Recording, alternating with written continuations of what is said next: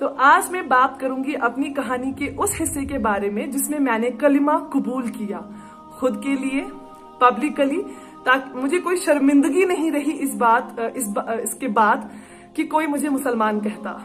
तो मैंने आपको जैसे कि पिछली वीडियोस में बताया है कि मैं 90% तो तैयार थी, कि जानती थी कि खुदा एक है, उसके साथ किसी को खड़ा नहीं करना है, किसी की इबादत नहीं करनी है। लेकिन 10% दिल बहुत घबराता था, परेशान था कि क्या मुझे इस्लाम कबूल करना चाहिए, कहीं ये मेरी गलती ना हो। तो जैसे कि मैंने आपको बताया, मैं अपनी सहेली के साथ रहती थी। जब मैंने पढ़ाई स्टार्ट की है, स्टार्टिंग के डेज में मैं उनके साथ रहती थी और उन्हीं के घर में मैंने पढ़ाई भी की। लेकिन अब जो तारीख मैं आपको बताऊंगी, 9 जनवरी 2012, इस तारीख पे मैं एक अलग जगह पे रहती थी, जिसका जो एक अलग इलाके में था, जगह पे था। तो वहां पे मैं अकेली उस कमरे में रहती थी, अपनी सहेली से अलग। तो अब क्या हुआ कि जिस फ्लैट में मैं रहती थी उसमें 5 मरलों का, वो 5 फ्लोर्स का जिसे हम कहते हैं, फ्लैट था। 5वें फ्लोर पे, टॉप फ्लोर पे मैं थी। आस पड़ोस में थे बहुत सारे, लेकिन मतलब 5वें फ्लोर पे मेरा कमरा था, माशाल्लाह। तो 4th, जो चौथा फ्लोर था, वहां पे एक फैमिली रहती थी जो कि मिस्र से आए थे, जिसे आप अंग्रेजी में इजिप्ट कहते हैं।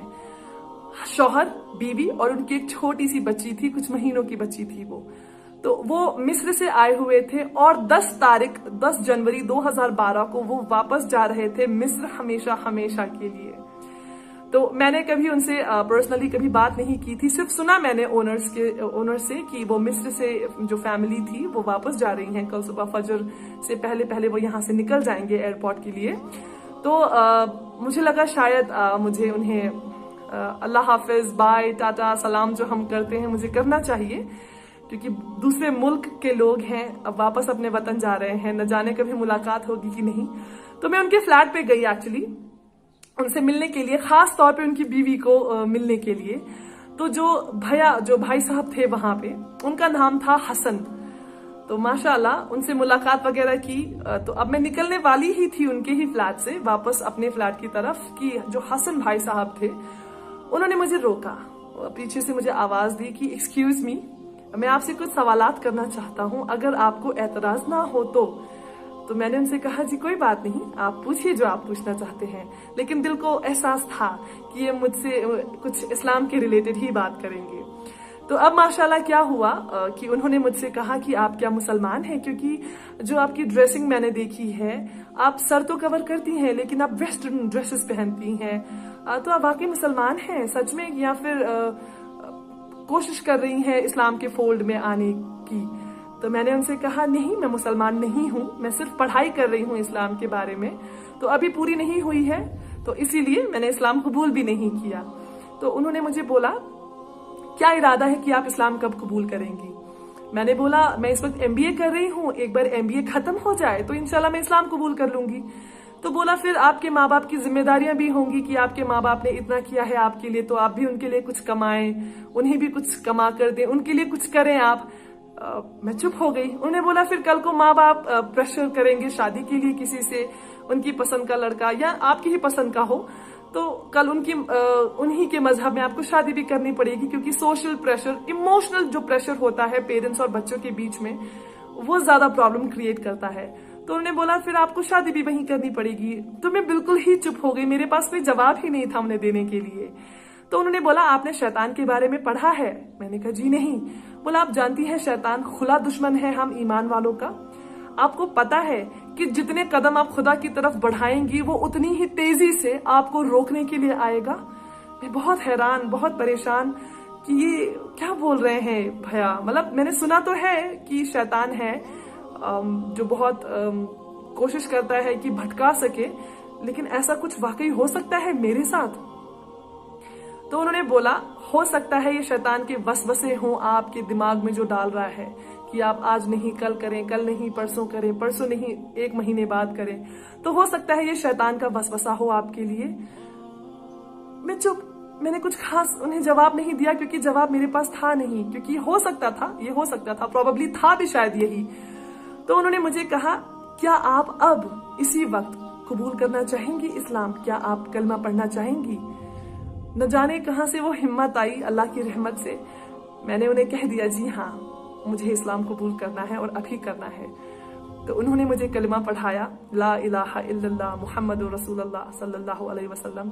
इब्न जिसे हम दूसरा कलमा कहते हैं, अशहदु अल्ला इलाहा इल्लल्लाह व अशहदु अन्ना मुहम्मदन अब्दुहु व रसूलुहु सल्लल्लाहु अलैहि वसल्लम, मुझे पढ़ाया और अंग्रेजी का जो ट्रांसलेशन जो उसका माना था वो भी मुझे समझाया। उसके बाद मुझे नहीं पता मुझे क्या हुआ है कि मेरी पूरी बॉडी कांपना शुरू हो गई है। आप जैसे हम बहुत कमजोर जब हो जाते हैं, आपने बूढ़ों का हाथ देखा है, बूढ़ों का हाथ जिस तरह कांपता है वो एक जगह टिकता नहीं है, कुछ उसी तरह मैं सर से पांव तक कांप रही थी। एक एक रोंगटा जो आपके बदन पे बाल होते हैं जिसे रोंगटे कहते हैं, हम रोंगटे खड़े हो गए थे। मेरे छोटे छोटे बाल जो हमारे हाथों पे पैरों पे होते हैं वो बाल मेरे खड़े हो गए थे। इतनी शिवरिंग, इतना कांप रही थी मैं। डर नहीं था, कुछ गलत नहीं किया था मैंने, न जाने क्या बदलाव आ रहा था मेरे अंदर, लेकिन इतनी बुरी तरह से कांप रही थी कि अपने पैरों पे मैं खड़ी नहीं हो सकी। उसके बाद मैं गिर गई, एकदम से बैठी। मतलब मैं तो जो हसन भाई साहब की जो बीवी थी वो भाग कर आई, उन्होंने मुझे गले लगाया। गले लगाकर उन्हें मुझे बहुत ज्यादा मुबारकबाद दी कि माशाल्लाह बहुत बहुत मुबारक हो, इंशाल्लाह इंशाल्लाह इंशाल्लाह जन्नत का रास्ता आपके लिए इंशाल्लाह खुलेगा और आपने इस्लाम कबूल किया है, माशाल्लाह आपने एक खुदा को पहचाना है, आपको बहुत बहुत मुबारक। मैं इतनी खुश थी, बहुत माशाल्लाह खुश थी, लेकिन कांप क्यों रही थी मुझे आज तक समझ नहीं आया कि मैं कांप क्यों रही थी। और उसके बाद मैं अपने रूम में चली गई वापस। तो फिर लगा कि नहीं अब मैं एक मुसलमान हूँ, पाक साफ, तो जैसा खुदा ने वादा किया है कि जो इंसान इस्लाम कबूल करता है, जो इंसान दीन को कबूल करता है, सही दीन को, सच्चे दीन को कबूल करता है, इंशाअल्लाह वो इस तरह होता है कि जैसे छोटा बच्चा पैदा जब होता है बिल्कुल पाक साफ, वैसा। बहुत खुश थी कि मैंने जो आज तक गलतियां की हैं सब माफ, माशाल्लाह सब माफ। आप जरा सोचे कि आपको अल्लाह ताला बोले कि आपने जो भी गलती की है सब आपको माफ, माशाल्लाह कैसा महसूस होगा। तो मुझे इस वक्त भी बहुत मुस्कुराहट और बहुत हंसी आ रही है, बहुत प्यार आ रहा है अपने रब पे कि माशाल्लाह कहाँ मैं एक 24-25 साल की जवान लड़की, गुनाहगार लड़की, कहाँ मैं एक नया मुसलमान, बिल्कुल मुझे नया बच्चे जैसा बना दिया उस अल्लाह ने, उस रब ने, उस जात ने। बहुत खुशी। उसके बाद मैंने नमाज अदा की, जो कि मुझे पूरी नहीं आती थी, आधी अधूरी जैसी भी आती थी मैंने किया, नमाज अदा किया, अल्लाह को शुक्र किया कि अल्हम्दुलिल्लाह अल्लाह ताला ने मुझे आखिरकार अपना बंदा, नेक बंदा, अपना जानने वाला मुझे बना लिया है माशाल्लाह। तो उसके बाद इस्लाम तो मैंने कबूल किया माशाल्लाह, लेकिन इसके बाद जो मेरी जिंदगी में बदलाव आए, सख्तियां जो मेरे अंदर आई, या मेरी जिंदगी में जो सख्तियां आई, और खुदा ने किस तरह से मेरी मदद की। मेरी फैमिली, जो मेरे माँ बाप, भाई बहन, मेरे अपने रिश्तेदार और बचपन के दोस्त हैं, वो मेरे साथ हैं या मुझसे दूर हैं। बहुत सारी ऐसी कड़ियां हैं जो आप सबको बतानी है। तो ऐसा कोई शख्स हो जो आपके आसपास हो, जो इस्लाम पसंद करता हो, जो इस्लाम जानता हो, समझता हो, लेकिन दुनिया के डर से, रिश्तेदारों के डर से, किसी के डर से कबूल करने में हिचकिचा रहा हो, तो मेरी कहानी आप वहां तक भेजें, उन तक पहुंचाएं। इस्लाम बहुत खूबसूरत रास्ता है, बहुत पाक साफ रास्ता है, बहुत सुकून भरा रास्ता है। सख्तियां भी आती हैं तो माशाल्लाह इतनी सुकून के साथ आती हैं कि सख्तियां भी सख्तियां नहीं लगती। ये मैंने आजमाया है, ये मेरी जिंदगी ने अब तक जो एक्सपीरियंस किया है, जो मैंने जाना है, मैंने यही जाना है कि अगर मुश्किलात भी आई हैं माशाल्लाह तो बहुत सुकून रहा है जिंदगी में। क्यों? क्योंकि मेरा यकीन सिर्फ उस अल्लाह पे था जो एक जात है। तो अगर ऐसा कोई भी हो आपके आसपास, प्लीज उन्हें मेरी कहानी सुनाएं, मेरी वीडियोस आप शेयर करें आसपास के लोगों के साथ, कि किसी ऐसे इंसान के पास पहुंच जाए जो इंसान ऐसी सिचुएशन में हो, जो बहुत कंफ्यूज्ड हो, जो जद्दोजहद में हो कि इस्लाम कबूल करूं कि ना करूं। जुड़े रहिए मेरे साथ, आप इंतजार कीजिए मेरी अगली वीडियो का, जहां पे मैं आपको बहुत सारी बातें आपके साथ शेयर करूंगी, अलग अलग टॉपिक्स पे भी बात करूंगी इंशाल्लाह। वीडियो के नीचे सब्सक्राइब के बटन पे क्लिक करें, बेल के आइकॉन पे क्लिक कीजिए ताकि हर नई वीडियो की नोटिफिकेशन आपको मिले।